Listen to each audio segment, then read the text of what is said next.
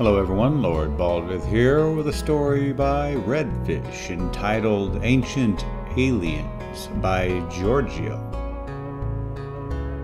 This is a book I wrote in Ultima Online and would not be lore appropriate for this game. However, the topic of ancient aliens came up in another thread, so I thought I'd share on the forums anyway. Standing in Britannia are mysterious landmarks built by the ancients, shrines and moongates erected in connection with the 8 virtues. Those who are devoted to the virtues visit the shrines and, in meditating, gain insight no mortal person, no matter how virtuous, wise, or gifted in magecraft, could achieve otherwise. The moongates, of course, provide travel in Britannia, much as the mark and recall spells, and across the shards created by Modain's gem, but the moonstones that create them allow otherworldly travel, as we know from the black and silver moongates that have been reported to exist by many sources. Both of these types of magic, in the shrines and the moongates, are beyond the power of any wizard living today. How did the ancients build these wondrous objects of magic that even with our modern knowledge of the arcane, our most powerful wizards could not even fathom to create? Our sages offer no full explanation to how or when these monuments were built. We're simply told that their presence here in Britannia goes back to when our land was part of Caesarea, before the cataclysm that cleaved us from the other continents, and even then it was not known when they had been created and who created them. They had simply always been there from time immemorial. The closest among us to figure out the secrets, I believe, is the mage named Alcan, who had lived in Cove and who had at one time been a close friend of Wolfgang, father of Mondain.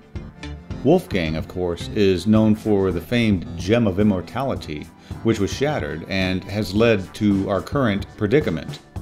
The Gem of Immortality is known to have been a form of ruby that could harness the power of the sun, a sunstone, if you will. Alcan had a different focus, and that was not on sunstones, but on moonstones.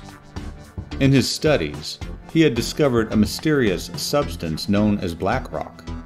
According to his research, this mineral had the ability to bend space and time, and could even resist and disable magic. A combination of electrical and magical energy caused the material to become permeable. That is, one could put one's hand through the substance as if it were water. He believed he could transform this material for a myriad of arcane purposes. Not much is known about what happened to Alcan. However, his son Erasmus had sworn upon his disappearance that a red demon had reached his hand through a shimmering black moongate and had dragged him to the other side.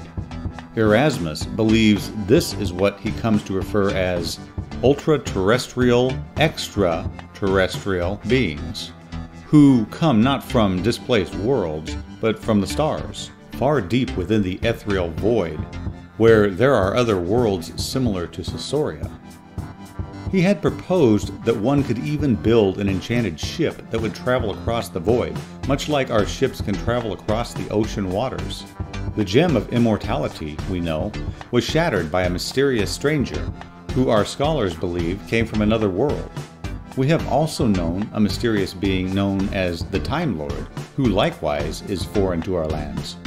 As the stranger and this Time Lord, both ultra-terrestrials like the Red Demon described by Erasmus, son of Alcan? Or are they extraterrestrials who use some means to travel from one planet in the void to ours? Strangely, in arcane lore, there is some mention of means of travel called a Siege Perilous, a name later given to one of the shards found of Britannia. But that refers to a point in time before Mondain's gem had shattered and before the shards were then created. It's unclear whether this Siege Perilous is another world, a shard beyond our shards, or a means by which one traverses worlds. A third, quite interesting possibility may be that it's both. After all, the shards that we know of as products of Mondane's gem were created from a certain fixed moment in time in the history of Britannia. These are all shadows of the world as it existed at that one moment, but may there be shards that we have no knowledge of that go back further? May there be some that go back to the formation of Caesarea, to the creation of the world? At that point, at the point of creation, there might be some means to reach across all of space and time, across all shards that were created thenceforth, and all shards that could be created therewith. Whatever is the case, we are told that the stranger who shattered Mondane's gem traveled across this siege perilous.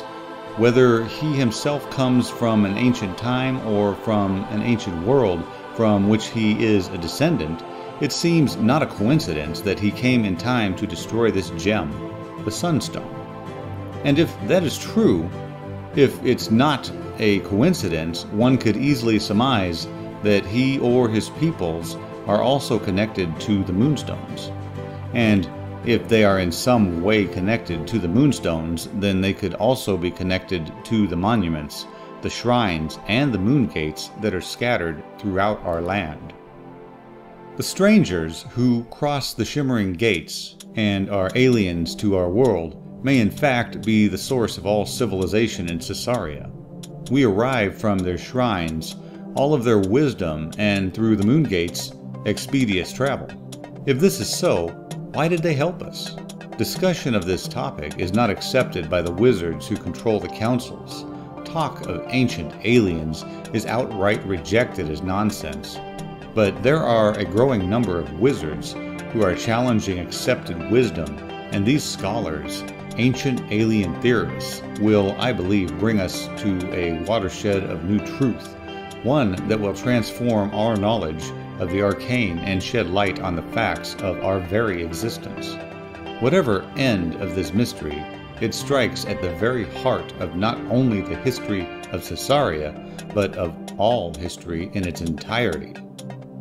References: Research into Blackrock, Alkin of Cove, Memories of My Father, Aramis of Cove, Chariots of the Strangers, Unsolved Mysteries of the Past, Danikin of Minnock, Doctor Who, The Secrets of the Time Lord, Mulfat of Minnock, A Brief History of Caesarea, Hawking of Britannia, The Bobbit, Revel of Moonglow, Mondane's Lament, Belson of Trinsic, Mondane Rising, Belson of Trinsic, Incoherence of the Ancient Alien Theorists, Algazelle of Moonglow, Stranger from a Strange Land, Jubal of Britain, The Caesarea Chronicles, Zecheria of Moonglow, The Felucca Mystery, Templeton of Trinsic, The Awakening, The Sun and the Moons, Muskaka and Corgango of Britain,